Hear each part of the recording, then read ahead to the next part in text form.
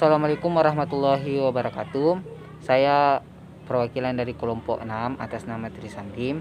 Jadi di sini saya akan menjelaskan tentang Kerajaan Pajajaran. Kerajaan Pajajaran merupakan kerajaan yang didirikan oleh suku bangsa Sunda. Kerajaan Pajajaran ini terletak di Pulau Jawa bagian barat. Pada masa kejayaannya, wilayahnya membentang dari Cilacap sampai dengan Banten. Nama lengkap kerajaan ini adalah Pakuan Pajajaran. Nah, kemudian berdirinya Kerajaan Pajajaran.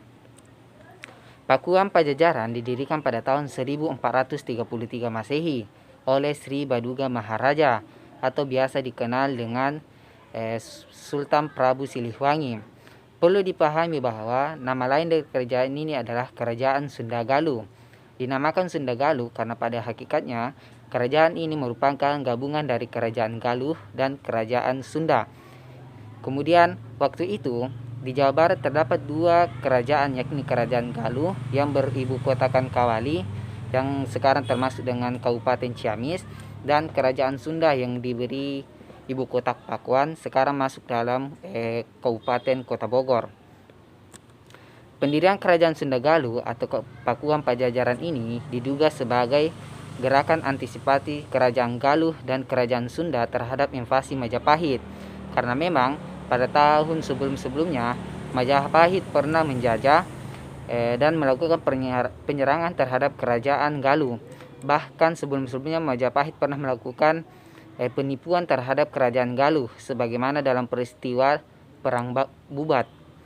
Kemudian dengan bersatunya Kerajaan Galuh dan Kerajaan Sunda, tentu Majapahit waktu itu berpikir panjang jika ingin melakukan invasi ke Jawa Barat. Dengan demikian maka tidaklah mengherankan jika Kerajaan Sunda Galuh kemudian memproklamirkan diri sebagai Pakuan Pajajaran yang bermaksud kemaharajaan yang setara dengan Kerajaan Majapahit. Kemudian masa kejayaan. Masa kejayaan Kerajaan Pajajaran dimulai sejak diangkatnya Sri Baduga Maharaja menjadi raja kerajaan ini, yaitu pada tahun 1482 Masehi.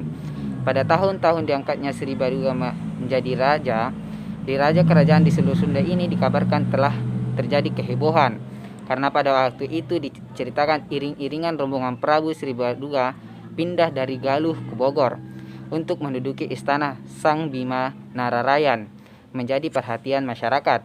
Karena telah beratus-ratus tahun lamanya, akhirnya orang Sunda kembali memiliki seorang raja. Pada masa ini juga diceritakan sebagai masa keemasan kerajaan, karena pada masa ini dibangun banyak infrastruktur, diantaranya yakni pembangunan parit yang mengelilingi ibu kota kerajaan. Parit tersebut dibangun sebagai perbaikan pengairan Kerajaan Sunda Galuh atau Pajajaran, sekaligus sebagai pertahanan kerajaan. Sepeninggal Sri Baduga Maharaja pada tahun 1521, tahta kerajaan kemudian diberalih kepada Prabu Sariwisesa yang bertahta pada tahun 1521 sampai dengan 1535.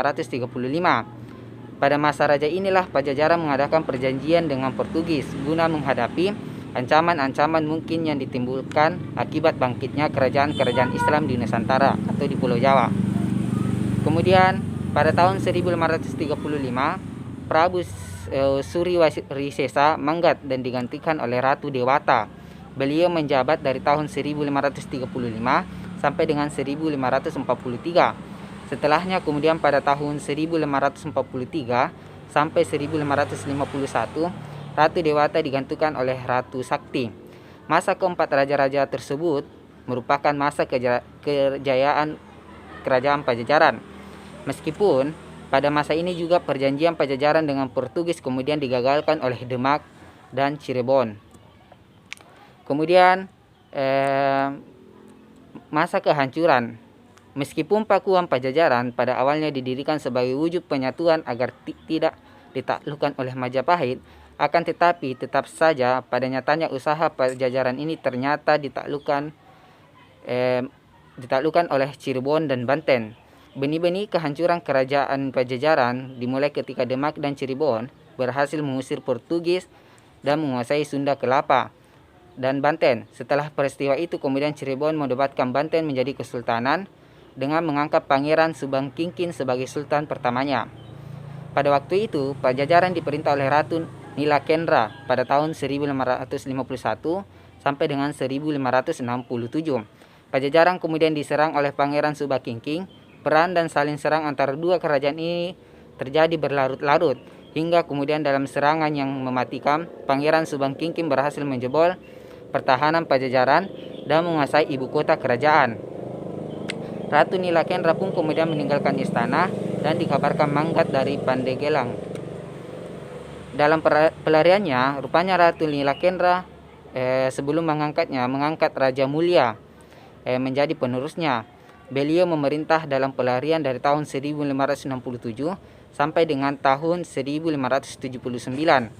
Pusat kerajaan pada masa pemerintahan ini ialah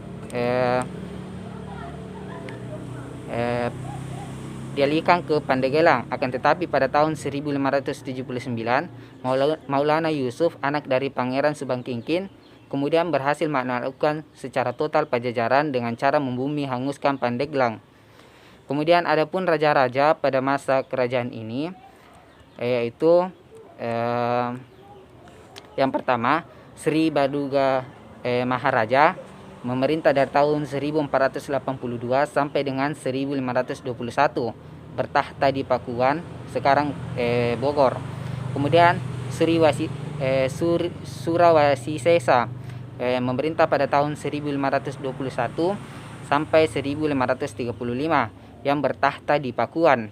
Kemudian yang ketiga Ratu Dewata, memerintah pada tahun 1535 sampai 1543, yang bertahtakan di Pakuan. Kemudian Ratu Sakti pada tahun 1543 sampai dengan 1551, yang juga bertahtakan di Pakuan. Kemudian Ratu Nilakendra yang memerintah pada tahun 1551 sampai dengan 1567, meninggalkan Pakuan karena serangan dari Hasanuddin dan anaknya Maulana Yusuf. Kemudian Raja Mulia memerintah pada tahun 1567 sampai 1579, dikenal sebagai Prabu Surya Kencana, memerintah di daerah Pandeglang. Nah, kemudian hancurnya kerajaan Pajajaran juga disebabkan oleh